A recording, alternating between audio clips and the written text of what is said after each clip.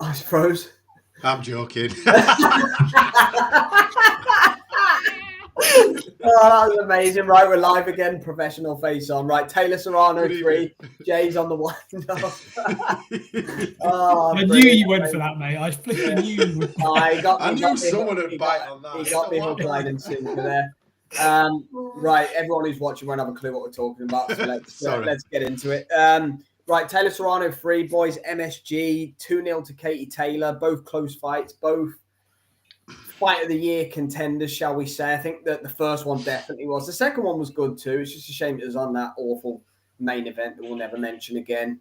But Netflix obviously enjoyed it. They've put the money up to get them back. MVP have got this all-female card going on.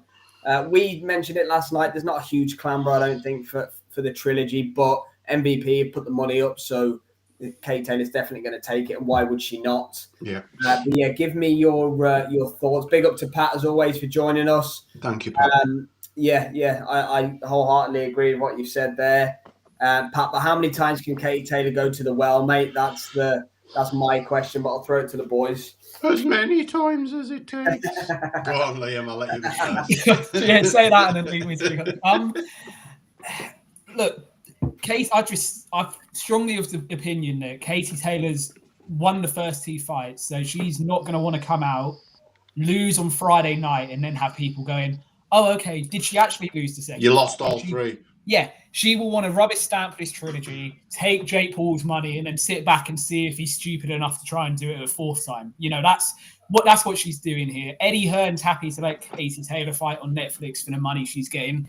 His commission's lovely as well, but that's besides the point. He's happy to let it happen. Katie's happy to let it happen. It's just the facts of you're scraping the barrel now, because all the narrative coming from Jake, Nikisha, MVP themselves is, oh, actually, Amanda's won both fights. I would have a little bit more respect for them if they just went off of what happened in November and said that rematch in November, that was our fight. The first one's Katie's, but we won the rematch. The fact they're still bringing the first fight into it is a very tiresome. Yeah, it's a very tiresome narrative. Look, Katie Taylor, despite the fact we moan about there being a lack of strength and depth in female boxing, seems to have found every tough game, durable female opponent to fight over the last 4 or 5 years, and she's done it consecutively. When was the last time we looked at a Katie Taylor fight and went, it's a bit of a layup, what's she doing here? It hasn't happened for quite a while now. So I do agree with Sam's question of, can she keep going to the well? Is this going to be the time that she, drops off? But we worried about that before the second fight, and Katie Taylor had to ride out the storm of the 4th, 5th, and 6th round, just like she did in the first fight where Serrano came on strong, but she stayed on her boxing. She seems to be able to look calm in the chaos. When everything's kicking off around Katie Taylor, including massive cuts, blood all over the place, she's just able to remain focused and in a zone, and she's always able to do just enough. Look, would it surprise me if Serrano wins on Friday? Of course it wouldn't, because they've been close fights. No one's saying that Katie Taylor has absolutely steamrolled her way through the first 2 fights. She hasn't. They've both been close, competitive fights. Serrano probably is due to win one. But you just expect Katie Taylor to not want to let that happen, for her to rubber stamp this trilogy, make it 3-0, and then she'll either retire or hopefully get a homecoming at the Aviva or Croker. That's where I'd like to see her go. Yeah, and I agree with pretty much everything Liam said there, but I'm going to reference the Chantel Cameron 2 fight. Katie Taylor was fighting a bigger girl that was as fast, as strong, possibly hit a little bit harder. And Katie navigated the second one really well. And I just think that she just edges Serrano on pretty much everything for me. I mean, a lot of punches that she were landing were not, the crowd was sort of on Serrano's side and they were roaring every time she threw and then weren't roaring as much when Katie Taylor. I just think Katie's not stupid. I think her ego isn't so fragile that she wouldn't know if she was putting herself up against it. I think she's been in this spot. Look, she used to have to hide a ponytail to fight boys. She's from a different era. Katie's not new to this. Katie's a pioneer. She was fighting when women weren't allowed to fight as such, right? And I think she's made enough money. She's won enough accolades and belts and trophies for her to retire tomorrow and be one of the greatest female fighters of history. Let's not forget that she's pretty much done everything Claressa Shields has done obviously she hasn't gone through the divisions. She's way smaller. It's harder to go through the divisions as Claressa has done. She didn't win the Olympics. Shields is fighting the second way around. She's fighting heavyweights that no one's ever heard of. Exactly.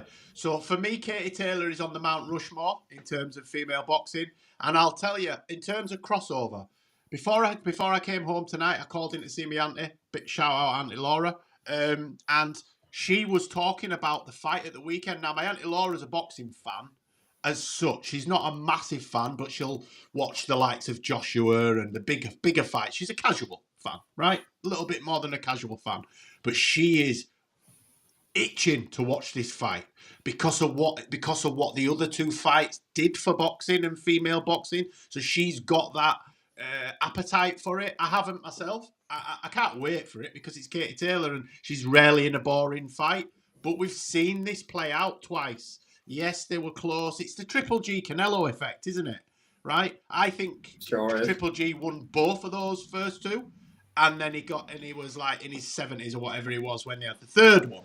And that was a clearer, definitive win for Canelo.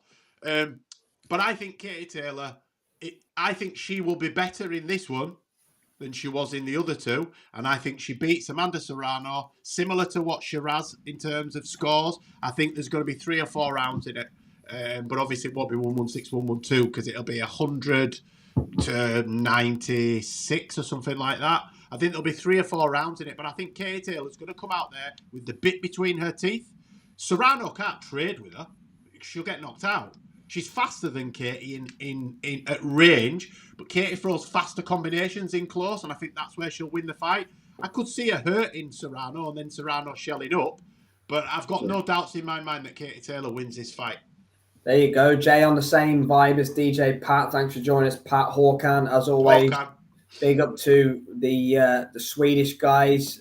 Ticket sales have not been good. 30% off. Liam, there you go. What's your take, Liam? Completely agree with Jay. I just don't see how Katie Taylor can allow herself to get in a position where she loses this fight. Of course, it's possible because they're evenly matched. But if it comes down to heart and desire and who wants it more, Katie Taylor's proven time and time again her heart and her desire is much bigger than anyone else she's ever been in with. Similar to Jay, I think this may be the most conclusive of the 3. This may be more of a 7-3 kind of fight or an 8-2 even, depending on what we see on the night. But lean towards Katie Taylor, laughing to the bank for a 3rd time, courtesy of Jake Paul and MVP. Happy days. Well, I'm going to go against the grain. I want Katie Taylor to win, but I feel like she's gone to the well a lot of times. I feel like it's set up for Serrano. I felt that in the rematch, to be fair. So Katie Taylor's going to win on bollocks. He lives across the border, guys. Don't forget that. You're doing this bit for the Hispanic fighters, are you, mate? That's what you're doing. Yeah, that's true. That's true. Actually, yeah, I'm picking Serrano over Taylor. Yeah, whoever made that comment about me having a problem with Hispanic fighters. There you go, Håkan. I'm with you, mate. I think Serrano wins a close one. Vamos. Thanks for bailing me out, Håkan. There you go. 2 for Taylor, 1 for Serrano. Pat's gone Taylor. Håkan's gone Serrano. It's one of them kind of fights. It's a pick 'em.